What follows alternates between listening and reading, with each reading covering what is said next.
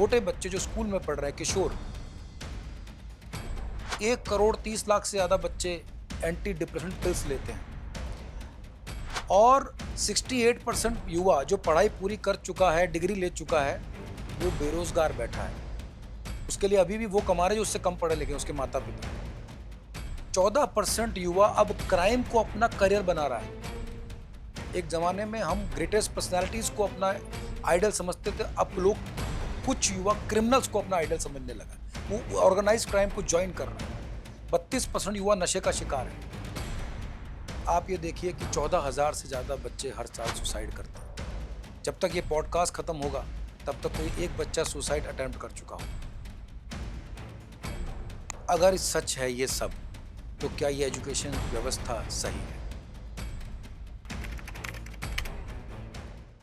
नमस्कार दोस्तों, आज के इस नए और बहुत ही खास पॉडकास्ट में आप सभी का बहुत बहुत स्वागत है। मैं हूं आपकी होस्ट सिमरन और आज एक ऐसे बहुत ही इम्पोर्टेंट मुद्दे पे बात करने जा रही हूं मैं आप सबसे।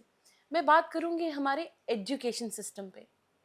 आज के इस दौर में हम ये देख रहे हैं हर चीज़ बढ़ रही है, टेक्नोलॉजी बढ़ रही है, देखा जाए तो मार्क्स बढ़ रहे हैं, डिग्रीज बढ़ रही हैं, लेकिन साथ के साथ स्ट्रेस, एंग्जाइटी, डिप्रेशन और सुसाइड केसेस भी बढ़ रहे हैं। अगर देखा जाए तो हम यही जानना चाहते हैं कि क्या हम बच्चों को सिर्फ एजुकेशन या मार्क्स के लिए तैयार कर रहे हैं या ज़िंदगी जीने के लिए तैयार कर रहे हैं।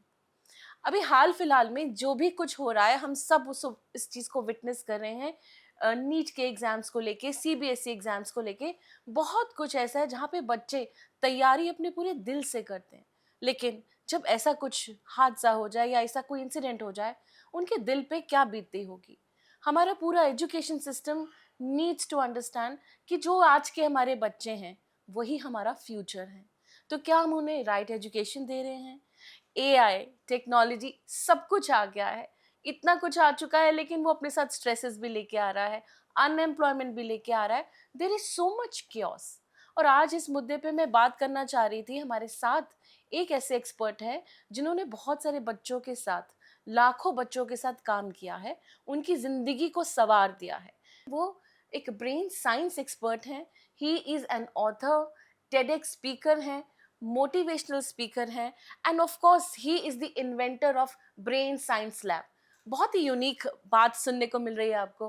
हाँ, डेफिनेटली हमारे लिए भी बहुत ही यूनिक थिंग है और इसीलिए हमने उनको बहुत दरख्वास्त करी कि आज आप हमारे साथ जुड़ें और इस पूरे एजुकेशन सिस्टम पे बात करें और अपनी इस इन्वेंशन के बारे में हमें बताएं कि कैसे वो जगह जगह इस एक्सपीरियंस को लेके जा रहे हैं और वो क्या एक्सपीरियंस कर रहे हैं बच्चों के बर्ताव में, उनके एंग्जाइटीज़ में और उनकी परफॉर्मेंस में।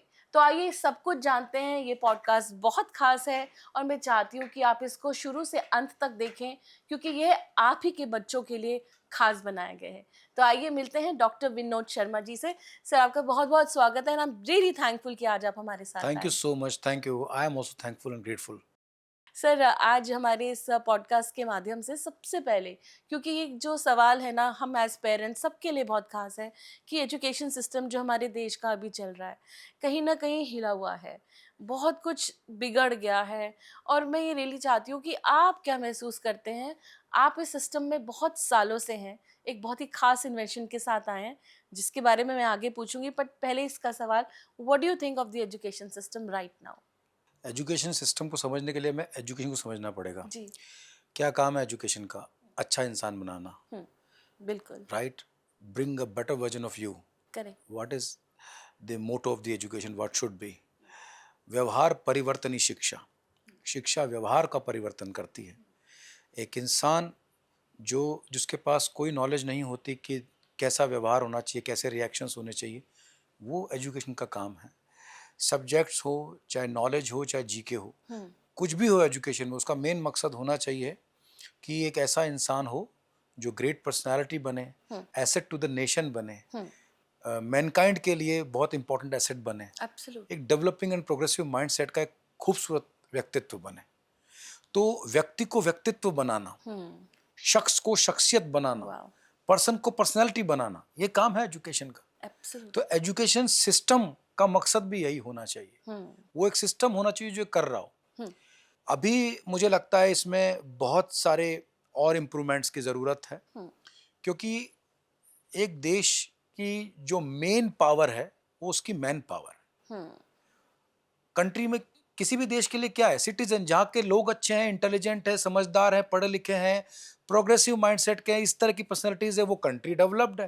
जो डेफिनेट। कंट्रीज स्ट्रगल कर रहे हैं, जिन कंट्रीज की बहुत बुरी हालत, तो वहाँ के सिटीजन्स की तो प्रॉब्लम है। हम्म, वहाँ उसी समझदारी की, उस शिक्षा की तो जरूरत है जो नहीं है उनके हम्म, पास। हम्म, तो जितनी भी समस्याएं दिखती हैं, वो उसका जो कोर है वो एक शिक्षा या अशिक्षा है। हम्म, सिस्टम एजुकेशन का अभी जो है वो क्या कर रहा है वो तो आप बेटर देखेंगे, पर जो मैंने पाया है, हम्म, स्कूल की पढ़ाई और कॉलेज की पढ़ाई पूरी करने के बाद एक व्यक्ति से उम्मीद की जाती है कि वो अपने पैरों पर खड़ा होगा, खुद के लिए, परिवार के लिए और हमारे देश के लिए कुछ अच्छा करेगा, यही उम्मीद होती है।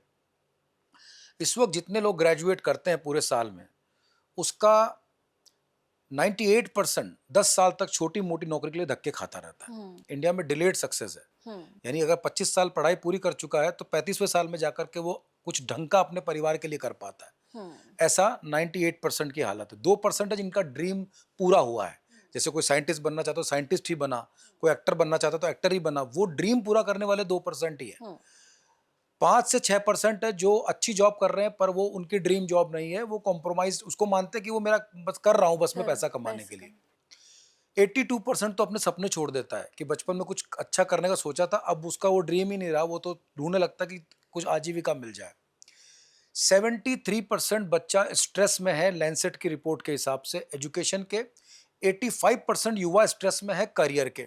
ये लैंसेट की, इंडियन मेंटल हेल्थ सर्वे की इनकी रिपोर्ट है। हम्म, जान के सरप्राइज होगा, छोटे बच्चे जो स्कूल में पढ़ रहे हैं, किशोर, 1 करोड़ 30 लाख से ज्यादा बच्चे एंटी डिप्रेशन पिल्स लेते हैं। हम्म, और 68% युवा जो पढ़ाई पूरी कर चुका है, डिग्री ले चुका है, वो बेरोजगार बैठा है। हम्म, उसके लिए अभी भी वो कमा रहे जो उससे कम पढ़े लिखे हैं, उसके माता पिता। हम्म, 14% युवा अब क्राइम को अपना करियर बना रहा है। एक जमाने में हम ग्रेटेस्ट पर्सनालिटीज को अपना आइडल समझते थे, अब लोग, कुछ युवा क्रिमिनल्स को अपना आइडल समझने लगा। हम्म, वो ऑर्गेनाइज क्राइम को ज्वाइन कर रहा है। हम्म, 32% युवा नशे का शिकार है। उसमें मैंने लिकर को शामिल नहीं किया, उसको शामिल करूंगा तो 60% से ऊपर चला जाएगा। हम्म, और आप ये देखिए कि 14,000 से ज्यादा बच्चे हर साल सुसाइड करते हैं। हम्म, जब तक ये पॉडकास्ट खत्म होगा तब तक कोई एक बच्चा सुसाइड अटेम्प्ट कर चुका होगा। हम्म, ये अगर सच है ये सब, तो क्या ये एजुकेशन व्यवस्था सही है? क्या पढ़ाई का मतलब क्या होता है? आपको खूबसूरत बात बताता हूँ। विवेकानंद जी ने एक बहुत अच्छी बात बोली कि भाई पढ़ाई का, शिक्षा का मतलब होता है फ्यूचर का दर्शन कराने वाली, भविष्य दर्शनी शिक्षा। ये वो बताती है कि आगे क्या करना है, एक शिक्षित व्यक्ति ये जानता है। हम्म, पहले के ज़माने में गाँव में, शहर में कोई पढ़ा लिखा होता तो लोग कहते थे इससे बात करो, ये पढ़े लिखे हैं, ये बताएँगे, इनको ज़्यादा पता है। हम्म, तो शिक्षित व्यक्ति का लगता है कि उसकी दूरदर्शिता अच्छी है, उसे आगे क्या करना है उसकी पूरी समझ है, इतना वो इंटेलिजेंट है। आज अगर विवेकानंद जी होते, तो या तो बहुत हँसते या बहुत रोते। क्योंकि आज कॉलेज पूरा करने के बाद जब पढ़ाई कंप्लीट हो जाती है, तब बच्चे के दिमाग में सवाल आता है कि अब क्या करना है? उसे ये पता ही नहीं होता कि अब मैं क्या करूँ? करना तो क्या। वो या कुछ वोकेशनल कोर्स करता है, कुछ और करता है। ये अभी 90% बच्चों की हालत है। इसीलिए बहुत सारी करियर काउंसलिंग्स एंड अलग-अलग तरह के काउंसलिंग एंड इस तरह के गाइडेंस वाले सेशंस होते रहते हैं। हम्म, तो मेरा ये मानना है, आपकी बात को समरी करते हुए, अगर सरकार से, शिक्षा से, कहीं से भी कोई भी ऐसे लोग जिनके पास पावर है कुछ बदलने की, हमारे जितने भी टीचर्स, प्रिंसिपल्स हैं जो आज के इस शो को देख रहे हैं, तो मैं मानता हूँ कि जब भी आप आने वाली पौध को, इस पीढ़ी को शिक्षित करने की बात करते हैं, आप उनमें 5 बातों को डेवलपमेंट है या नहीं वो देखिए। पहला है नॉलेज, दूसरा है मैनर्स, तीसरा है मॉरल्स, चौथा है स्किल्स और पांचवा है इंटेलिजेंस। ये 5 चीजें अगर किसी व्यक्तित्व में है तो वो एक शानदार, समर्थ, एक महान व्यक्तित्व है। अगर ऐसे व्यक्तित्व, ऐसी पर्सनालिटीज कंट्री में होगी तो कंट्री महान हो जाएगा। तो बहुत ये ही सही। 5 बातें बहुत जरूरी हैं। आपने बहुत ही खूबसूरती से पूरा बताया और सच में ये बात बहुत दर्दनाक है जब हम ये देखते हैं कि हमारे आज की पीढ़ी किस चीज़ से गुजर रही है। और आप जैसे बता रहे हैं कि मेजरली बच्चे दे आर फॉलोइंग क्रिमिनल्स। अब ये देखिए कि हम किस तरफ जा रहे हैं। It is a very much मतलब ऐसी बात है जिस पे हमें बहुत ज़्यादा गौर देना चाहिए। अब मैं आगे बढ़ती हूँ। जैसे हम जानते हैं कि आप ब्रेन लैब के इन्वेंटर हैं, आपने इन्वेंट किया, you are a memory expert, something very unusual. अब मैं जानना चाहती हूँ, क्योंकि हमारा एजुकेशन सिस्टम स्किल एजुकेशन पे बहुत ज़्यादा स्ट्रेस कर रहा है, एंड वी ऑल्सो सी हर कोई डॉक्टर इंजीनियर नहीं बन सकता, and of course there is so much. आज के टाइम में हम इतने ब्लेस्ड हैं कि हमारे पास बहुत सारी अपॉर्चुनिटीज़ हैं। इसके साथ आपने जो ये इन्वेंशन करी है, आप इसको किस तरह से जोड़ रहे हैं, और बच्चों में क्या आपने चेंजेस देखे विद दिस इन्वेंशन, प्लीज़ हमें सब बताएं। मेमोरी या ब्रेन साइंस लैब, इनको समझने से पहले हम समझते हैं ब्रेन साइंस है क्या, एग्जैक्टली। क्योंकि वो तो टूल्स हैं जिसके थ्रू ब्रेन डेवलपमेंट होता है, माइंड, थॉट्स, क्रिएटिविटी, मेमोरी ये अच्छी होती है। पहले समझते हैं ज़रूरत क्या है इसकी। देखिए, एजुकेशन में जो पढ़ाई, जो लर्निंग जो है, ये एक गाड़ी की तरह है। हाँ। उस गाड़ी में बच्चा बैठा है और उसे मंजिल पे जाना है।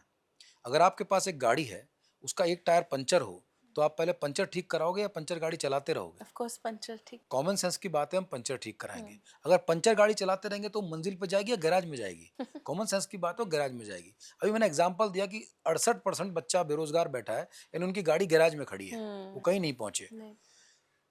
38% तो हैंड टू माउथ है, उनके पास सुबह के खाना है तो शाम का नहीं है।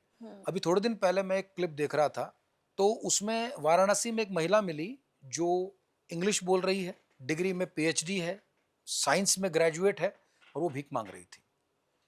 ये एक एग्जाम्पल है जो कैप्चर हुआ, ऐसे लाखों एग्जाम्पल्स हैं, मतलब ये दर्दनाक बातें हैं। तो ब्रेन साइंस पे काम करने का जो मेरा विचार बना, वो कैसे बना? सबसे पहले मैंने पढ़ाई की गाड़ी को समझा। पढ़ाई की गाड़ी के भी 4 पहिए होते हैं।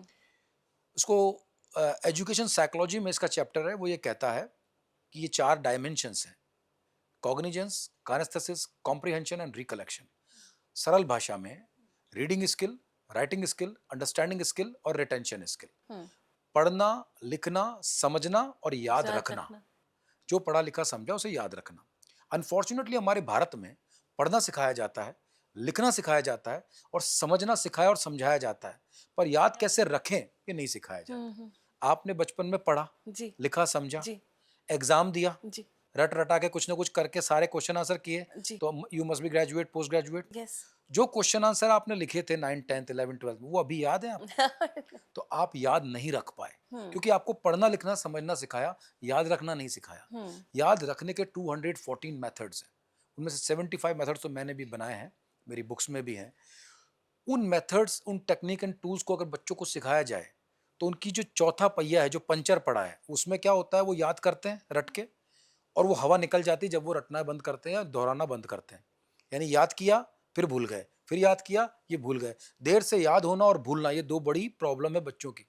कुछ सब्जेक्ट जल्दी याद हो जाते हैं बच्चों को, कुछ सब्जेक्ट याद होते ही नहीं है। कुछ क्वेश्चंस में उनका मन नहीं लगता, कुछ अच्छे लगते हैं। ये हर बच्चे की प्रॉब्लम है। एक सिलेबस का 60% ऐसा है जो किसी बच्चे को पूरा पसंद नहीं आता, उसके लिए उसको रटना पड़ता है, और रटना स्ट्रेसफुल है बहुत। आप भी रटना पसंद नहीं करो, कोई नहीं करेगा। हमारी एजुकेशन सिस्टम में रटना बच्चे की जरूरत बन गया है। उसकी मजबूरी है कि उसको अगर एग्जाम देना तो उसको सब कुछ रटना है। इस रटने को वो बच्चा छोड़ सकता है अगर वो अपनी नेचुरल मेमोरी पर ध्यान दे। सिमरन, आप एक बात बताइए मुझे, बचपन में आपने जो क्वेश्चन आंसर लिखे थे अपनी स्कूल में, वो आपको याद नहीं है, पर क्या आपको आपका स्कूल याद है? बिल्कुल। उसका गेट याद है? बिल्कुल। आप जिस क्लास में बैठते थे वो क्लास याद है? जी। आपका बेस्ट फ्रेंड याद है? जी। आपका दुश्मन याद है? आपके बेस्ट टीचर याद हैं? किसी दिन आपने कहीं किसी फंक्शन में पार्टिसिपेट किया हो, कोई अवार्ड मिला हो, आपको वो याद है दिन? बिल्कुल। किसी दिन आपका मूड ऑफ रहा हो, स्कूल का दिन अच्छा नहीं निकला, कोई गलत मतलब आपको परेशानी हुई हो, वो दिन याद है? बिल्कुल है। कहाँ खाना खाते थे, कहाँ पानी पीते थे, वो सब याद है? बिल्कुल। ये सब आपने याद नहीं किया, ये आपको याद हुआ। जो हम याद करते हैं वो याद नहीं रहता, जो याद होता है वो याद रहता है। और याद ब्रेन अपने आप ही करता है। इसे कहते हैं नेचुरल पावरफुल मेमोरी, जो परमानेंट नेचर की होती है। अनफॉर्चुनेटली उस तरह से जैसे हम जीवन में घटनाओं को याद रखते हैं, उस तरह से पढ़ाई को याद रखना नहीं सिखाया जाता। मेरे साइंस का काम यह है कि हम वो टेक्निक्स एंड टूल्स बच्चों को देते हैं जो पढ़ाई को समझना, लिखना, पढ़ने के साथ साथ उसे हमेशा याद रखना भी सिखाते हैं, जो बच्चा याद रखना चाहता है। और वो पढ़ाई को एक लर्निंग, एक नॉलेज की तरह इंटरेस्ट लेकर एंजॉय करने लगता है। ये टेक्निक्स मेरे खुद के बनाए हुए अकेले के नहीं हैं, ये सदियों से चले आ रहे हैं, हमारे वेदों में थे ये। ऋषि हो मंत्र दृष्टारः, ये निरुक्त की उक्ति है। ऋषि एक जमाने में मंत्रों को याद करने के लिए उन्हें देखते थे, क्योंकि उस वक्त लिखने की परंपरा और छपने की परंपरा नहीं थी। हम्म। तो सालों तक वेद सिर्फ एक गुरु ने दूसरे शिष्य को याद करवा दिए दिखा करके। दृष्टार है, मंत्र दृष्टार है, मंत्र देख के याद किए थे और उसके बाद स्मृति ग्रंथों में लिखे गए। तो हमारी वैदिक परंपरा इसी से बनी है, इसी से ये जो इंडियन नॉलेज सिस्टम अभी आया न्यू एजुकेशन पॉलिसी में, भारतीय ज्ञान परंपरा, वो अब उस ज्ञान परंपरा को आज की एजुकेशन से जोड़ रही है, जो कि इसके लिए मैं शुभकामना देता हूँ नई एजुकेशन पॉलिसी को, इसके पूरे सिस्टम को। तो ये वहीं से निकला है। मैंने उन पे कुछ टेक्निक्स बनाए, सीखे और उस आज उन टेक्निक्स को हम बच्चों को अपने कैपेसिटी में जहाँ तक पहुँच सकते हैं, गवर्नमेंट स्कूल, प्राइवेट स्कूल, सबको सिखा रहे हैं। तो पहला तो आपका सवाल का जवाब। अब ब्रेन साइंस लैब क्या है? Brain science technique and tools है। साइंस समझते हैं पहले। साइंस का काम क्या है सिमरन? साइंस का काम है आविष्कार। टाइम घटाना और एफर्ट्स बचाना। हम्म। हम अभी यहाँ बैठे हैं, यहाँ से 100 किलोमीटर दूर हम गाजियाबाद जाएं या गुड़गांव जाएं, 100 किलोमीटर दूर जाने के लिए अगर हम पैदल जाएंगे तो 2 दिन लगेंगे और कार से जाएंगे तो 2 घंटे लगेंगे। इस डिस्टेंस तो सेम है इस एग्जाम्पल में, और इसे कवर करने का तरीका अलग अलग है, एक नॉन साइंटिफिक, साइंटिफिक है। तो जहाँ साइंस आ रही है वहाँ 100 किलोमीटर 2 दिन की जगह 2 घंटे में भी कवर हो रहा है। इसी तरह से जो लर्निंग को अच्छा करने का साइंस है, जो लर्निंग टाइम को रिड्यूस करता है, लर्निंग टाइम को बचाता है, उसकी कंफर्टेबिलिटी बढ़ाता है, वो है ब्रेन साइंस। और जो लेबोरेटरी है हमारी, उसमें ऐसे टूल्स एंड इंस्ट्रूमेंट्स हैं जो टेक्निक्स बच्चों को मशीन एक्सपेरिमेंट्स के माध्यम से सिखाते हैं। अरे बहुत खूबसूरत। तो इसमें आपने बहुत सारे एक्सपीरियंसेस किए होंगे जब आपने ये ब्रेन साइंस लैब को इंट्रोड्यूस किया, तो बच्चों में आपने कैसे चेंजेस पाए? कुछ ऐसे एक्सपीरियंसेस आप शेयर हर करें। बच्चे में इनबिल्ट चैंपियन है, एक क्यूरियस पर्सन है। आप बच्चों को देखो वीडियो गेम खेलते हुए, आपस में गेम खेलते हुए, बातें करते हुए, खुद का कुछ अच्छा करते हुए, वहाँ पे बड़े क्रिएटिव साइंटिस्ट नजर आएंगे वो आपको। आइंस्टाइन भी कहते हैं हम्म। कि 7 साल से 14 साल के जो बच्चे होते हैं उनका दिमाग एक साइंटिस्ट के जैसा होता है। हम्म। तो बच्चों में पहले से ही सारी कैपेसिटी होती है। देख, आप एक बात बताइए सिमरन, एक सब्जेक्ट के लिए वो स्कूल जाता है, हाँ। फिर वो कोचिंग और ट्यूशन भी जाता है, हम्म। फिर वो कोई ऑनलाइन एप्लीकेशन भी खरीदता है, फिर वो गूगल चैट जीपीटी पे भी सर्च करता है। आजकल टेक्नोलॉजी वाले बच्चे हो गए, यानी एक सब्जेक्ट को समझने और उसको दिमाग में रखने के लिए इतने सपोर्ट की जरूरत पड़ती है, फिर भी वो स्ट्रेस में रहता है। हम्म। वही बच्चा जब वीडियो गेम खेलता है, हाँ। तो क्या उसको वीडियो गेम खेलने के लिए किसी को सिखाने आता है? कोई स्कूल में क्लास लगती है? क्या कोई ट्यूशन पढ़ता है उसकी? वो खुद ही सीख जाता खुद है, सीख सारे जाता लेवल खुद ही क्लियर करता है। एग्जाम वीडियो गेम जैसे लेवल्स वाला ही होता है। हाँ। एग्जाम का लेवल क्लियर करने के लिए स्कूल, कोचिंग, ट्यूशन, एप्लीकेशन सब चाहिए, हाँ। और वीडियो गेम के लेवल बच्चा खुद ही किसी की हेल्प के बिना कर लेता है। बच्चे क्रिएटिव होते हैं, क्रिएटिव होता इंटेलिजेंट होते हैं, है। एब्सोल्युटली। उन्हें एक सही गाइडेंस की जरूरत है। तो बच्चों में मैंने जो चेंजेस पाए हैं इस साइंस से, 2-3 तरह के बच्चे होते हैं। बहुत ध्यान देने वाली बात है, टीचर्स अगर देख रहे हो तो आपके काम का है। एक क्लास में 3 तरह का बच्चा होता है, एक होता है टॉपर, एक होता है एवरेज, एक होता है वीक, थोड़ा सा जो स्ट्रगल करता है अपनी अब पढ़ाई को लेकर के। वीक का मतलब मैं जीवन में वीक नहीं मान रहा हूँ, मैं उस वक्त उस क्लासरूम में उस पढ़ाई के टॉपिक पर वीक बच्चा मान रहा हूँ। जो जो लोग स्कूल में बैक बेंचर रहे हैं, आजकल वो बहुत बड़ी कंपनी चला रहे हैं, अलग तरह के लोग हो गए। तो ये तो बहुत बड़े एग्जाम्पल्स हैं कि जो कई बार स्कूल में अच्छा नहीं कर पाए, फिर भी वो बहुत सक्सेसफुल है लाइफ के अंदर। बिल्कुल बिल्कुल सही। सही बात है ना? तो 3 तरह के बच्चे होते हैं। तो जो टॉपर बच्चा होता है वो बहुत ही मोटिवेटेड सा होता है अपने स्कोर्स को लेकर के, तो वो मेहनत बहुत ज्यादा करता है, उसके रिवीजन रिपीटेशन ज्यादा होते हैं। जो एवरेज होता है उसके साथ ये होता है कि वो रिवीजन रिपीटेशन करता है पर वो रिटेन कम कर पाता है, लेकिन वो अपना एवरेज स्कोर करता है। और जो स्ट्रगलर होता है उसके साथ ये दिक्कत होती है कि उसको बार बार रिवाइज करना, रिपीट करना, रटना ये पसंद ही नहीं होता है, तो पढ़ाई से जी चुराता है, थोड़ा सा वो पढ़ाई को लेकर के मेहनत कम करता है। क्योंकि मैं ऐसे कंपेयर नहीं कर सकता कि जो पढ़ाई में वीक है वो इंटेलिजेंट नहीं है, वो हम नहीं कह सकते। आइंस्टाइन, एडिसन, इससे लेकर हमारे एपीजे कलाम साहब, ये सब बहुत एग्जांपल्स हैं जो पढ़ाई में सब्जेक्ट्स में कमजोर रहे लेकिन फ्यूचर जबरदस्त कहाँ बनाया बने उन्होंने। हैं। तो ये जो 3 तरह के बच्चे होते हैं, जब हम ब्रेन साइंस यूज करते हैं तो जो वीक बच्चा है उस पर बड़ा असर पड़ता है। वीक बच्चे को टेक्निक्स मिल जाती हैं कि यार ये सिलेबस में जल्दी कवर कर लूंगा, इसकी वजह से ये सब मुझे याद भी बिना रटे हो जाएगा, और साथ साथ में मैं अपने एग्जाम में भी अच्छा स्कोर करूंगा। तो वो 10-15% इंप्रूव कर लेता है, मात्र 1 महीने के अंदर अंदर उसमें इंप्रूवमेंट नजर आता है। ओके। बस वो सिंसियर होना चाहिए कि हाँ मुझे अच्छा करना है। बिहेवियरल प्रॉब्लम है तो उसका एक अलग सेक्शन आ जाता है। फिर दूसरा बच्चा है टॉपर। टॉपर तो वैसे ही टॉप कर रहा है, 90-95% ला रहा है, पर उस टॉप करने के लिए वो पैदल वाला तरीका है उसके पास। अभी वो क्या दौड़ ज्यादा रहा है, गुड़गांव पैदल भाग रहा है वो, उसको कार देनी है। तो उसको जब हम टेक्निक्स देते हैं, टूल्स देते हैं, तो उसका मोटिवेशन बढ़ता है कि अब मेरा स्ट्रेस कम हुआ। तो टॉपर का स्ट्रेस कम करता है और वीक को इम्प्रूव करता है, और जो एवरेज बच्चा उसको मोटिवेट करता है ये साइंस की वो टॉपर बन सकता है। तो तीनों के लिए काम का है। 15 डेज टू 1 मंथ के अंदर इंप्रूवमेंट नजर आता है, और 1 साल किसी बच्चे ने ब्रेन साइंस को कर लिया, that can become a genius. Brain science मेरा नहीं है, एक ओवरऑल सब्जेक्ट है। इवन ये एजुकेशन साइकोलॉजी में भी है और कई सारे एजुकेटर्स के खुद के प्रोग्राम्स में भी है। तो वाह, तो फिर ये मेनली उन स्टूडेंट्स के लिए जिन जो थोड़े वीक हैं, या ये सबके लिए? सबके लिए जिसे बेटर होना है, हाँ। जिसे स्ट्रेस कम करना है, जिसे बिना रटे पढ़ाई करनी है, लर्न करना है, और सबसे इंपॉर्टेंट जो अपने करियर को लेकर थोड़ा सीरियस है। देखिए, मैं इस माध्यम के द्वारा आप सबको बिल्कुल अवेयर करना चाहती हूँ that this is a very important podcast. वो बच्चे जो आज भी ये फील करते हैं, मैं भी एक एजुकेटर हूँ, बहुत बच्चों के साथ काम कर चुकी हूँ, और मैं कभी ये नहीं बोलती कि कोई बच्चा वीक होता है, लेकिन हाँ, हर तरह का बच्चे का एप्टीट्यूड रहता है। कभी कभी किसी चीज़ को समझने में उन्हें वक्त लगता है, और अगर आप इस ब्रेन साइंस के थ्रू अपनी लाइफ बदल सकते हैं तो आई थिंक ये आपके लिए पॉडकास्ट मैजिक ही सर्व होगा। डॉक्टर शर्मा, आगे चलती हूँ मैं। अभी प्रेजेंट सिचुएशन में बात करती हूँ। जैसे मैंने अभी स्टार्टिंग में ही बोला था कि सुसाइड केसेस बहुत बढ़ रहे हैं, बच्चों में एंग्जाइटी बढ़ रही है। अगर देखा जाए तो अभी जो लेटेस्ट केस है, जो नीट का केस हुआ, सीबीएसई के रिजल्ट का केस हुआ, बच्चों को मैं देख रही हूँ कि कितना उनके अंदर स्ट्रेस आ चुका है, क्योंकि उनकी जो इवैल्यूएशन शीट्स हैं किस तरह से मिस हैंडल हुई हैं। Now with this they go into such a depression.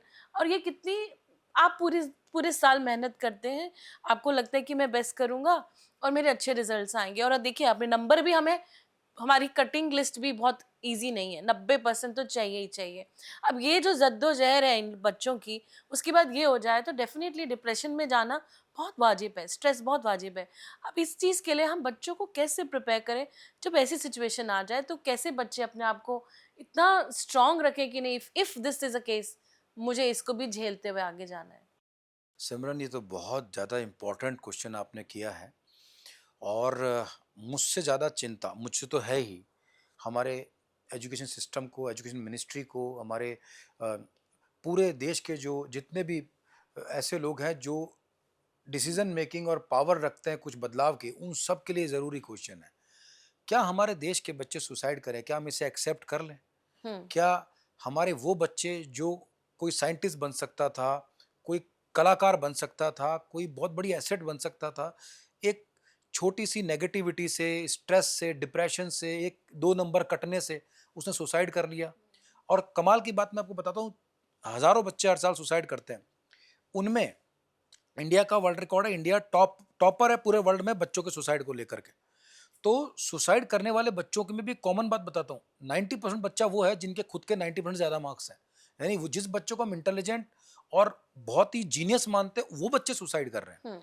सबसे पहला तो आपके पूरे क्वेश्चन में ये सार आता है कि सुसाइड को रोकना चाहिए। हम्म। इस पर अभी तक ना तो कोई इंडिया में मुझे कोई कमेटी नज़र नहीं आई, कोई खास इस पे कोई सीरियस कुछ नज़र नहीं आया, पर ये होना चाहिए। हम्म। क्योंकि आप ये देखिए कि अगर वो हज़ारों बच्चों में से कुछ बच्चे ऐसे निकल जाते जो देश में अभी जिस तरह से हमारे टॉप लीडर्स हैं, जो अच्छे लोग हैं, वैसे भी तो बन सकते थे। बन आपका क्वेश्चन जो है स्ट्रेस को लेकर, सुसाइड को लेकर के, इस पर मैं एक ही बात कहूँगा कि सुसाइड एक नेगेटिव इमोशन है, और हमारी जो इमोशनल इंटेलिजेंस है वो बहुत इंपॉर्टेंट है, जिसके ऊपर ट्रेनिंग होनी चाहिए हर स्कूल के अंदर, हर कोचिंग के अंदर, और पेरेंट्स को भी उस पर ट्रेंड होकर अपने बच्चों को ट्रेन करना चाहिए। Very true. क्योंकि सुसाइड एक इमोशनल डिसीजन है। करेक्ट। इमोशन दो तरह के होते हैं, नेगेटिव और पॉजिटिव।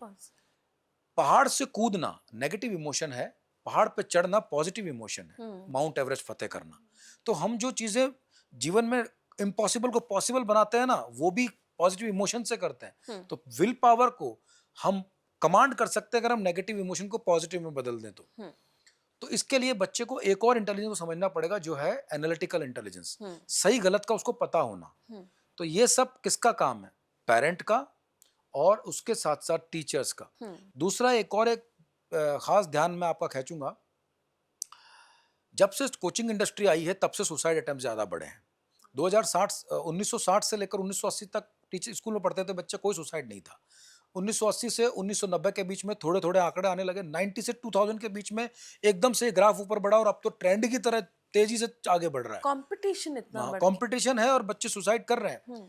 तो ये कारण क्या है? कोचिंग इंडस्ट्री में एक तो कोई खास रेगुलेशन नहीं है कि वहाँ का टीचर कैसा होगा, वो कहाँ से सर्टिफाइड होगा, वो बीएड होगा या नहीं होगा, कोई भी पढ़ा सकता है और कोचिंग कोई भी खोल सकता है। उसके पास कोई गवर्निंग बॉडी नहीं है जहाँ से उसको कोई लाइसेंस लेना है, जैसे स्कूल खोलने के लिए, हॉस्पिटल खोलने के लिए ज़रूरी है। हम्म।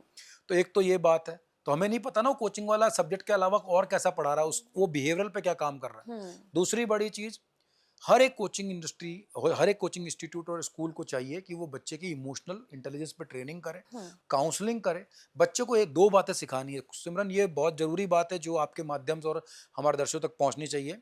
पेरेंट्स अगर आप देख रहे हैं, बच्चों अगर आप देख रहे हैं, टीचर्स अगर आप देख रहे हैं, और अगर एजुकेशन सिस्टम से कोई देख रहा है, तो पूरी दुनिया, पूरा देश, सारे पेरेंट अधिकांश सिर्फ बच्चे को ये बताते हैं कि सक्सेसफुल बनो, और सक्सेसफुल होगे तो क्या क्या होगा तुम्हारे साथ अच्छा, यानी how to enjoy success we teach them, but we do not teach them how to handle the failure. Failures, absolutely. And what is success? बहुत series of failure will make you successful. तो failure को handle करना, आप मुझे बताइए कौन सा successful person है जो कभी फेल नहीं हुआ। हम्म। तो फेलियर को हैंडल करना नहीं आ रहा है। हम्म। अब एक और टेक्निकल रीजन जिससे बच्चे सुसाइड करते हैं वो मेरे सब्जेक्ट का है। एजुकेशन में सुसाइड दो वजह से होता है, एक एग्जाम से पहले और एक एग्जाम के बाद। एग्जाम से पहले यानी तैयारी ढंग से नहीं हो रही, सिलेबस कवर नहीं हो रहा, क्वेश्चन आंसर याद नहीं हो रहे, कितना भी पढ़ रहा हूँ दिमाग में नहीं ठहर रहा, और दूसरे बच्चे जो उसका दूसरा दोस्त है वो कह रहा है मुझे आता है। अब उसको बार बार हो रहा है कि यार मैं डॉक्टर बनने आया था, मैं इंजीनियर बनने आया था, पापा ने जमीन बेच के पैसा लगाया है, पापा ने मम्मी ने बोला तुझे करना ही करना है, सबको मैंने बोल दिया मैं डॉक्टर बनने वाला हूँ, और मुझसे तो ये हो ही नहीं रहा है, तो इसका मतलब ये मुझसे नहीं होगा। वो इमोशन इतना हावी हो जाता है, peer to peer, senior to peer, parenting pressure, ये सब इस पे हावी हो जाता है कि वो उस टाइम ये सोचता है कि यार ये नहीं होगा तो अब मुझसे कुछ नहीं मुझसे होगा, नहीं होगा। चलो सुसाइड कर लेते हैं। दूसरा होता है एग्जाम के बाद। एग्जाम में तैयारी करके गया 100% की, स्कोर आया 94%, कट ऑफ थी 97%, 3% से चूक गया, उसका सिलेक्शन नहीं हुआ, उसने सुसाइड कर लिया। वो ये नहीं देख रहा है कि 94 हूं मैं, मेरे पापा के 55% आए थे, ढोल बजाए गए थे, और स्कूल के प्रिंसिपल घर आके बधाई दे गए टॉपर है हमारा बच्चा। आज 95% से कम वाले को डफर मानते हैं। मतलब अलग ट्रेंड है, it is a trend, it is just a trend. Psychologically अगर इसे देखें तो ये एक फैशन है, ये एक ट्रेंड है, ये एक मिस डायरेक्शन है।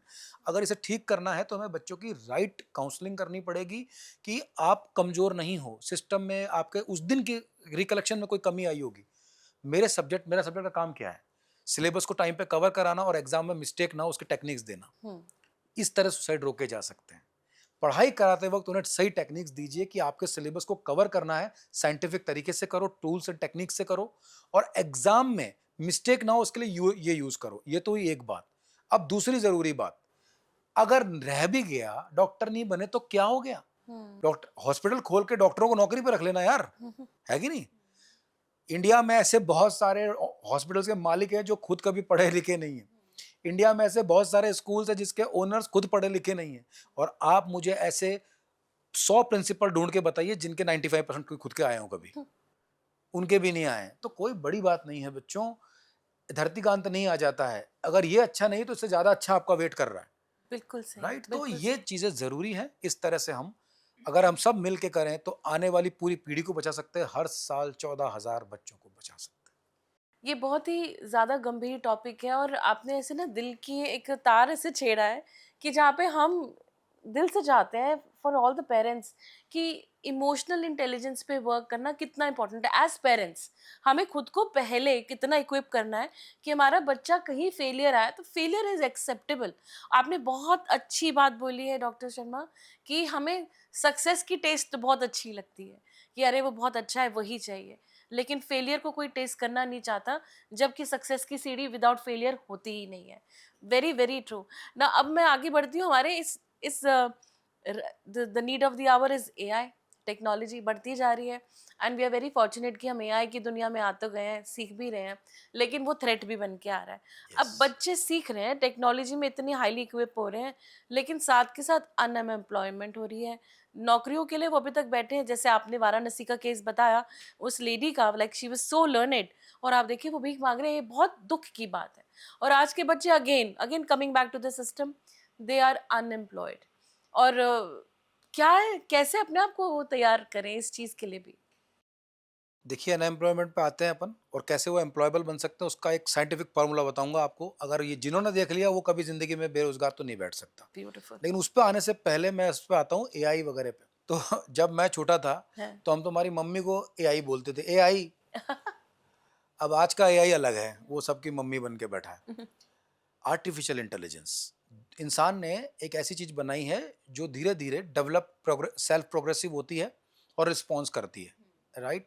वो स्ट्रक्चरल चीजें बना सकती है, आपके लिए आर्टिकल बना सकती है, आर्टिकुलेट कर सकती है, डिजाइन बना सकती है, वीडियो बना सकती है, आपके काम को एक हद तक बहुत आसान कर आसान कर। सकती है। ये तो बढ़िया है एआई का काम। तो टेक्नोलॉजी का डेवलपमेंट, एआई का डेवलपमेंट मानव सभ्यता के लिए बुरा है, मैं कभी नहीं मानता।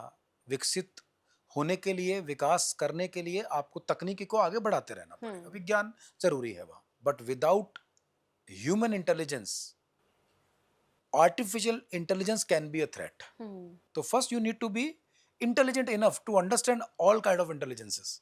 उनमें से एक है आर्टिफिशियल इंटेलिजेंस, पहली चीज। तो दूसरी बड़ी बात आती है कि देखिए, स्वॉट एनालिसिस होता है ना, स्वॉट, स्ट्रेंथ, वीकनेस, अपॉर्चुनिटी, थ्रेट। तो करेक्ट। उसमें ओटी जो है, अपॉर्चुनिटी और थ्रेट, वो एक ही चीज के दो पार्ट है। यानी एआई एक अपॉर्चुनिटी भी है और थ्रेट भी है।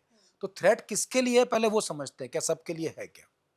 एआई है, रोबोटिक्स है, इंटरनेट है, मोबाइल है, चैट जीपीटी है, गूगल है, ये सब फैसिलिटीज जितनी भी है, इनका मकसद क्या है सिमरन? नॉलेज को एक्सेस कराना, राइट। यानी कि इन सब से हमें नॉलेज फास्ट मिलती है, जल्दी एक्सेसिबल होती है वो। अब दिक्कत क्या है, नॉलेज दो तरह की है, एक अच्छी और एक बुरी। तो जैसे नॉलेज, अच्छी नॉलेज को जल्दी एक्सेस कर सकते हैं, बुरी को भी कर सकते हैं। अब जब तक ये चेक नहीं आएगा कि अच्छी को एक्सेप्ट करना है, बुरे को रिजेक्ट करना है, ये इम्यूनिटी नहीं होगी तो बुरा भी आ जाता है। ये थ्रेट है पहली चीज। तो इससे बच्चे बिगड़ सकते हैं, हमारी पूरी जनरेशन खराब हो सकती है, पूरा कल्चर बिगड़ सकता है, ये थ्रेट है। तो बुरे को रिजेक्ट करना आना चाहिए। ये किससे आएगा अभी, अगर टाइम मिला तो बताऊंगा। दूसरी चीज, ये जो टेक्नोलॉजी है, ये जो टेक्निक्स हैं, ये आज बहुत फायदा कर रही है। गरीब आदमी भी बैंकिंग इजीली कर लेता है, ट्रैवल इजीली कर लेता है, सब में काम आती है। तो ये एक साधन है, ये एक इंस्ट्रूमेंट है, ये एक आपके लिए मीन है किसी काम को अच्छे से करने का। जैसे गन है, बंदूक है।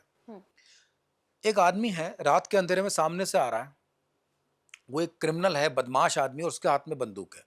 आप सामने हो, आप डरोगे या नहीं डरोगे? डेफिनेट। डरोगे। यानी उस खराब आदमी के हाथ में बंदूक होना हमारे लिए खतरा है। और वही बंदूक एक अच्छे पुलिस ऑफिसर के हाथ में या फौजी के हाथ में हो, तो आप डरोगे या बल्कि आप में सुरक्षा का भाव आएगा, 100% नहीं राइट। डरना। तो सेम चीज है बंदूक, पर वो किसके पास में है, किसे उसको सही यूज करने की नॉलेज है, वो इंपॉर्टेंट है। तो ये एआई या टेक्नोलॉजी वो इसी तरह से है, इसको सही इस्तेमाल करना सिखाना चाहिए हमारे एजुकेशन सिस्टम को। अच्छा, मैं एनसीईआरटी और सीआईटी को बधाई दूंगा कि उन्होंने दीक्षा एप्लीकेशन और इस तरह के बहुत सारे ऑनलाइन एआई प्रोग्राम चलाए हैं जो बच्चों को और इंडिया के टीचर्स को और पेरेंट्स को फ्री ऑफ कॉस्ट लर्निंग देते हैं। किसी एडटेक एप्लीकेशन की जरूरत नहीं है, वो सब उन्होंने खुद ने बनाया है। बस लोगों को तो पता नहीं है, तो जरूर उसको इस्तेमाल कीजिए। फ्री एप्लीकेशंस हैं ये सब, गवर्नमेंट ऑफ इंडिया की साइट्स पर हैं, एनसीईआरटी की साइट्स पर है, सारा कंटेंट फ्री मिलता है, पढ़ाई के नोट्स फ्री मिलते हैं, ये सब होता है। तो मेरा ये मानना है कि आर्टिफिशियल इंटेलिजेंस हो चाहे टेक्नोलॉजी हो, इसे बच्चों की अपब्रिंगिंग के साथ इसको सही इस्तेमाल करना सिखाते जाओ। जैसे बच्चे को हम चम्मच पकड़ना, चाकू को कैसे घर में इस्तेमाल करना, ये भी सिखाते हैं ना, ऐसे इन चीजों को भी मैंडेटरीली सिखाना चाहिए। फोन देने से पहले ये बताना है फोन को यूज कैसे करना है। ये एक तो चीज हो गई। दूसरा, आपने अनएम्प्लॉयमेंट की बात करी थी, अब मैं उसका फॉर्मूला मैंने बनाया है कि आप अनएम्प्लॉयमेंट में से अन हटा सकते हो हमेशा के लिए। ओके। तो वो अनकहा फॉर्मूला मैं आपको बता देता हूँ। देखो, भारत में जो भी इंसान पढ़ाई पूरी करेगा वो 5 ही काम कर सकता है। Do you know that? आप हो, ये भाई साहब हो, हमारे सारे दर्शक हों, मैं हूं, कोई भी हो, जो पढ़ाई खत्म कर लेगा वो 5 ही काम कर सकता है। छठा काम ही नहीं है। वो 5 काम कौन से हैं? या तो गवर्नमेंट जॉब, या प्राइवेट जॉब, या बिजनेस, या सेल्फ एम्प्लॉयड, और पांचवा काम है या फिर स्ट्रगलर, बेरोजगार। अनफॉर्चुनेटली 70% जो है वो पांचवा काम कर रहे हैं, इसलिए वो देश की लायबिलिटी बने हुए हैं। और जो बचे हुए लोग हैं 30%, उनमें से 2% ही है जो अपनी ड्रीम जॉब करके देश को कंट्रीब्यूट कर पा रहे हैं। बाकी लोग अपना अपना काम कर रहे हैं, सही चल रहा है। तो ये जो 4 काम है, इसमें गवर्नमेंट जॉब आप एक क्लर्क से लेकर आईएएस ऑफिसर बन सकते हो। प्राइवेट जॉब आप एग्जीक्यूटिव से लेकर सीईओ बन सकते हो। सुंदरम पिचाई आप देखो सीईओ है। सेल्फ एम्प्लॉयड आप किसी के सामने डपली ढोलक बजा करके कमा सकते हो और लता मंगेशकर अमिताभ बच्चन की तरह बड़े स्टार बन सकते हो, प्रोफेशनल डॉक्टर बन सकते हो, लॉयर बन सकते हो, सीए बन सकते हो। और बिजनेस आप एक छोटी सी दुकान से लेकर बड़ा शोरूम खोल सकते हो, अंबानीज की तरह भी पहुंच सकते हो। ये सब अपॉर्चुनिटीज अवेलेबल है। तो इन चारों काम को, एक तो सबसे बड़ी बात है केवल नौकरी के पीछे नहीं भागना है, नौकरी एक काम है उसमें से। और गवर्नमेंट जॉब की जो संभावनाएं हैं, इंडिया में जितनी पॉपुलेशन है, जितने 7 करोड़ बच्चे हर साल गवर्नमेंट एग्जाम की तैयारी करते हैं, 0.1% ही नौकरियां हैं। और उसमें भी आपने बताया कभी पेपर लीक हो जाता है, कभी कुछ हो जाता है, कभी एग्जाम कैंसिल हो जाता है। तो केवल उस पर नहीं जाना है। मोदी जी कहते हैं ना, आत्मनिर्भर भारत। आत्मनिर्भर बनने के 4 तरीके हैं। और अगर आप अपना स्टार्टअप करोगे तो 5 साल आप नौकरी की तैयारी करोगे, एग्जाम कैंसिल हो गया तो खत्म हो गया, पर 5 साल में स्टार्टअप बन जाएगा आपका परमानेंट बिजनेस, पीढ़ियों तक चलता रहेगा, जनरेशन में पास थ्रू होगा। अगर आप अपने आप में कोई टैलेंट है, उस पर काम करोगे तो अच्छे सेल्फ प्रोफेशनल बन जाओगे। और अगर आप प्राइवेट लाइन में भी अच्छा काम करोगे, भले छोटी सी नौकरी से स्टार्ट करो, एग्जीक्यूटिव से, एजेंट से, इंश्योरेंस एजेंट से, सेल्स सीखो, मार्केटिंग सीखो, बहुत सारे स्किल्स हैं। अब तो गवर्नमेंट सिखा रही है सारे, फाइनेंशियल लिटरेसी वगैरह, ये सब सीख करके अपने बाकी स्किल्स को डेवलप करो। मैं बधाई दूंगा दोबारा से एनसीईआरटी और एजुकेशन सिस्टम को, जिन्होंने अब अपनी पॉलिसी में स्किल डेवलपमेंट को इंट्रोड्यूस किया है। मैंने 2012 से लेकर 14 तक जितने भी सेमिनार वर्कशॉप किए, उनमें स्किल्स की बात करी, स्किल का पिरामिड बना के समझाया कि ये स्किल्स जरूरी है। मुझे अच्छा लगता है कि आज की शिक्षा व्यवस्था उस पर काम कर रही है और बच्चों को पढ़ाई के साथ साथ केवल नौकरी माइंडसेट नहीं, बल्कि बहुत सारे स्किल डेवलप करके खुद सस्टेनेबल हो जाएं, खुद डेवलप करें। वीडियो गेम खेल के बच्चे करोड़ों रुपए कमा रहे हैं, यूट्यूबर बन रहे हैं, इन्फ्लुएंसर बन रहे हैं, पब्लिक इस पे आप बन रहे हैं। आप देखिए, आप इतना अच्छा काम कर रही है, एक अलग विधा में कर रही है। अपॉर्चुनिटीज बहुत सारी हैं दोस्तों। जरूरी नहीं है कि हम रैट रेस का हिस्सा बने, पढ़ाई पूरी करके एक एग्जाम के पीछे पड़ जाएं। उसको साथ साथ करिए आप बिल्कुल, लेकिन अपने अंदर और भी ये जो 4 ऑप्शन है, इन पे भी काम करिए। इसका सही समय बता देता हूं, जब आप 8th या 9th क्लास में हो तब से आप शुरू करो और इन चारों पैरामीटर को साथ साथ लेके चलो, ऐसे जैसे कोई गेम खेल रहे हो या आपके लिए एक अलग से कोई स्किल डेवलप करनी है, कोई कोर्स हो, करते रहो। धीरे धीरे आपको पता चल जाएगा 4 से 5 साल में कि आप किस में सबसे बेस्ट हो। उसको पकड़ लो। हो ही नहीं सकता कि आप घर बैठ जाओ। तो अब ये 70% जो बचे हुए लोग हैं ना, तो इसमें शामिल होना है और इनको भी अब इनमें से कुछ करके अगले 3-4 साल में बदल देना अपने आप को। गवर्नमेंट जॉब बिल्कुल करिए, जरूरी है, पर नहीं मिल रही है तो ये ऑप्शंस भी अवेलेबल। बहुत ही सही बात आपने करी कि एनईपी अब जो सिस्टम है, एनईपी में स्किल डेवलपमेंट पे बहुत ज़्यादा काम हो रहा है। And as an educational also मैंने भी कहा कि हम भी बहुत वर्क कर रहे हैं विद दैट।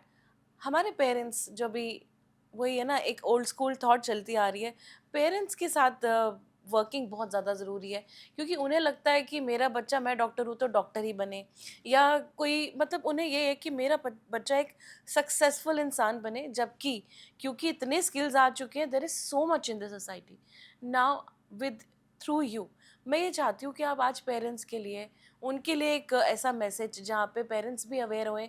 आपने इमोशनल इंटेलिजेंस की बात करी, लेकिन कैसे बच्चों के पास और भी फील्ड्स हैं, अभी आपने बात करी, but there is one message जो आपके थ्रू हम चाहते हैं कि पेरेंट्स तक जाए, कि कैसे उनको अपने आप में ही इतना स्ट्रांग रहना है कि नहीं, यू कैन डू दिस।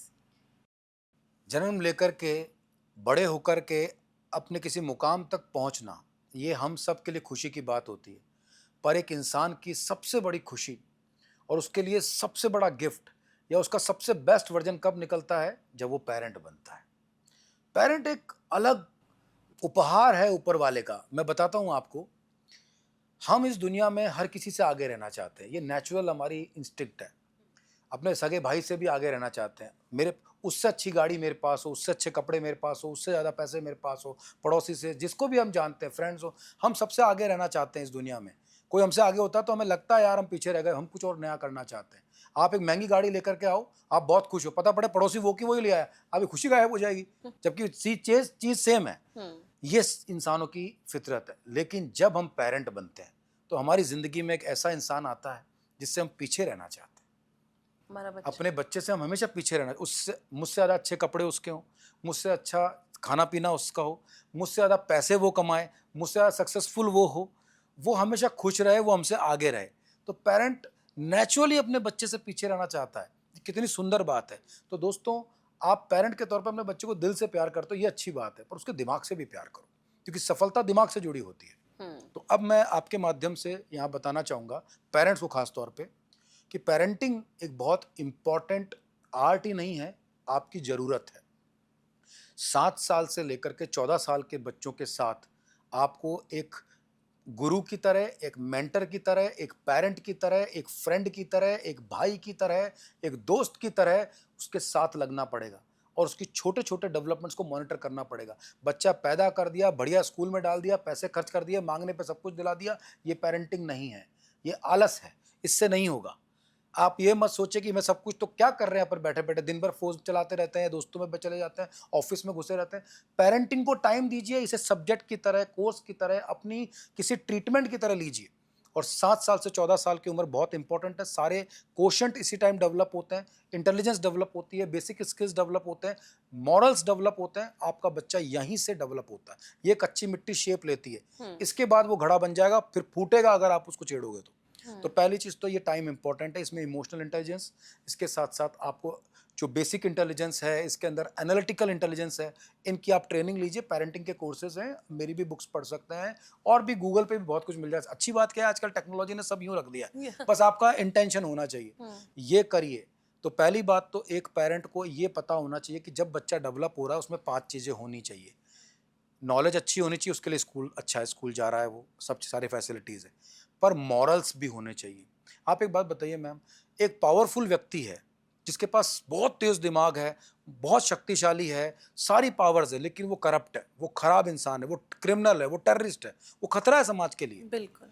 तेज दिमाग का इंसान जिसके मॉरल्स नहीं है, वो एक चालाक इंसान है, वो खतरा है। चालाक इंसान समाज के लिए खतरा होता है, बुद्धिमान इंसान समाज की जरूरत होता है। इसलिए बच्चों को बुद्धिमान बनाना है। इसीलिए हमें पेरेंट को, टीचर्स को चाहिए कि बच्चे के मॉरल्स, वैल्यूज एंड कैरेक्टर पे काम करें। वो पेरेंटिंग का बेस टॉपिक होना चाहिए, क्योंकि वो और कहीं से नहीं मिलेगा उसको। इसके बाद आता है तीसरा, मैनर्स। बच्चों में मैनर्स सही है या नहीं है। आप कंपैरिजन करिए, मैनर्स बहुत इंपॉर्टेंट फैक्टर होता है और हम दो इंसानों के अंदर कौन जाहिल है कौन अच्छा है इसी फैक्टर से पता लगाते हैं। चल जाता है। आप एयरपोर्ट पे जाते ही अपने आप में मैनर्स कहाँ से आ जाते हैं। अच्छे होटल में जाते हैं, कहाँ से आता है, हमें पता है कि यहाँ में जज किया जाएगा अदरवाइज। तो मैनर्स इंपॉर्टेंट चीज़ है। उसके बाद है स्किल्स। मल्टीपल स्किल्स जरूरी है आज। जो आज एक डेवलपमेंट के लिए 12 तरह के स्किल और 8 तरह की मल्टीपल इंटेलिजेंस, ये बराबर डेवलप होनी चाहिए। ये शिक्षा विभाग का काम है, टीचर्स का काम है और पेरेंट का भी उसमें मॉनिटरिंग होनी चाहिए।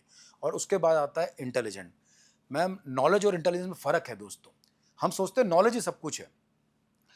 नॉलेज का मतलब होता है एबिलिटी टू स्पीक। आपको बोलने की ताकत नॉलेज से आती है। आपके सब्जेक्ट पे आपकी नॉलेज होगी तो आप बोल पाओगे। मैं अभी आपको बोलूँ कि टॉपिक फ्रेंच में बोलिए, आप नहीं बोल पाओगे, नॉलेज नहीं है आपको। तो जो नॉलेजेबल पर्सन है वो बात कर सकता है। Knowledge is ability to speak, but intelligence is ability to listen. सुनने की ताकत बुद्धिमत्ता से आती है, प्रज्ञा से आती है। आज दुनिया में हर कोई बोलना चाहता है, समझाना चाहता है, पर समझना नहीं चाहता। सुनना कोई नहीं चाहता है। घरों में झगड़े हो रहे हैं, डिवोर्स हो रहे हैं, रिश्ते टूट रहे हैं, सिर्फ इस वजह से क्योंकि आदमी ढंग से बोलना नहीं चाहता और ढंग से सुनना नहीं चाहता। बस इस वजह से। अब आप इसको ठीक कर लीजिए। How to listen, how to understand, how to observe and how to react. Wonderful. 5 minute में आपकी पूरी जिंदगी बदल सकती है। एक बच्चा, अगर आप एक पेरेंट हो तो ये 5 फैक्टर पे तैयार करिए, आपका बच्चा एक महान बच्चा बनेगा। गर्व होगा आपके ऊपर, दुनिया आपको उस बच्चे के नाम से जानेगी। बहुत ही अमेजिंग आपने ये बात कही, कितनी इम्पोर्टेंट है parenting, specially from the year 7 to 14। ये चीज़ें शायद ही कुछ पेरेंट्स को, काफ़ी ऐसे पेरेंट्स मैं देख रही हूँ, बिकॉज जिस तरह से उनका प्रेशर ऑफ लाइफ चल रहा है, सब अपने अपनी ज़िंदगी में प्रोफेशनली भाग रहे हैं, तो बच्चों को वो वक्त जो इस उम्र में चाहिए शायद वो मजबूरी से या बाय चॉइस नहीं दे पाते। लेकिन it's a very very important years, 7th to the 14th year of your kid's life is a time that you can mentor them. अब आखिरी में एक बहुत इंपॉर्टेंट सवाल है सर, बिकॉज मैं चाहती हूँ ये पॉडकास्ट ख़त्म ना हो, but we are restricted with time. I want to know कि आप इस माध्यम के द्वारा क्या बदलाव एजुकेशन सिस्टम में चाहते हैं। इस माध्यम के द्वारा आप हमारी सरकार तक क्या मैसेज देना चाहते हैं? मैं सरकार से निवेदन करना चाहता हूँ, education system subjects, conceptual clarity और आज के जो इम्पोर्टेंट टेक्निक्स हैं या टेक्नोलॉजी है उस तक सीमित ना रहे। हम बच्चों को खुश रखना चाहते तो 5 चीज़ें हैं: हेल्थ, वेल्थ, विजडम, स्पिरिचुअलिटी और इंटेलिजेंस। ये इम्पॉर्टेंट है। यानी एक इंसान अच्छा, हेल्दी हो, वेल्दी हो, वो उसकी विजडम अच्छी हो, वो उसके पास रिलेशनशिप की इंटेलिजेंस हो। रिलेशनशिप इंपॉर्टेंट है, और साथ साथ में स्पिरिचुअलिटी का मतलब रिलीजियस नहीं है, खुद की स्पिरिट के बारे में वो क्या जानता है, वो कितना गर्व करता है। जिस इंसान की जिंदगी में पांचों हैं, अच्छी हेल्थ है, अच्छी वेल्थ है, अच्छी बुद्धि है, अच्छे रिलेशन है, उसके कभी रिलेशन बिगड़े नहीं किसी से, और साथ साथ में उसकी स्पिरिचुअलिटी, अपना स्पिरिट स्ट्रांग है, वो खुश इंसान है। तो ये इंपॉर्टेंट होना चाहिए। सिलेबस ऐसे बनाना चाहिए हमको, manners, morals, knowledge, skills and intelligence, इस पर बेस्ड मॉनिटरिंग होते हुए ग्रोथ होनी चाहिए। ब्रेन साइंस, मेमोरी टेक्निक्स और साइंटिफिक लर्निंग मेथड्स को गवर्नमेंट को चाहिए कि स्कूल के सिलेबस में मैंडेटरीली उसको शामिल करें। इन टेक्निक्स को बचपन से ही बच्चों को सिखाए, ताकि बच्चा गेम की तरह अपनी पढ़ाई को खेलने लग जाए, और उसको उद्देश्य पता हो कि मुझे करना क्या है अपने लिए, अपनी सोसाइटी के लिए, अपने कंट्री के लिए, अपने परिवारजनों के लिए। सही गलत थोड़ा बच्चों को पता चले। तो मैं यही चाहूँगा कि stress free learning through scientific mindset, ये मोटो लेकर के गवर्नमेंट अगर थोड़ा परीक्षा में, पढ़ाई में, इस लर्निंग सिस्टम में हल्का सा बदलाव कर दे, तो हमारा देश विश्वगुरु है, पर वो एकदम डिस्प्ले हो जाएगा, चमकेगा विश्वगुरु की तरह। I am really really happy कि आपने ये वक्त निकाला और आज हमारे इस इतने इम्पोर्टेंट मुद्दे पे बात करी। Thank you for giving all your time doctor Sharma. Thank you so much Simran, I am so grateful and thanks for the opportunity. Zee News का मैं स्वागत करता हूँ, शुभकामनाएं देता हूँ। आपके माध्यम से मैं कुछ सभी लोगों से जुड़ पाया, और कुछ समय मुझे मिला इस पर बात करने का। Thank you so much. Thank you. तो दोस्तों, मैं वापस आई आपके पास यही बताने के लिए that we need to change the education system. और पेरेंट्स एंड एवरीवन जो भी इस माध्यम के द्वारा इस शो को देख रहे हैं, प्लीज़ इट्स टाइम कि हम अपने बच्चों के लिए और अपनी इस यंग जनरेशन के लिए कुछ अच्छा करें। अच्छा इंसान, एक खुश इंसान बनाना हमारे देश के लिए बहुत ज़रूरी है। हमें बिल्कुल नहीं चाहिए अग्रेसिव और एंग्जाइटी भरे बच्चे। तो आइए साथ मिलकर काम करते हैं, अपने एजुकेशन सिस्टम को और अच्छा करते हैं। This is Simran signing off, लेकिन जैसे मैं हमेशा कहती हूँ, stay blessed, I will be back soon.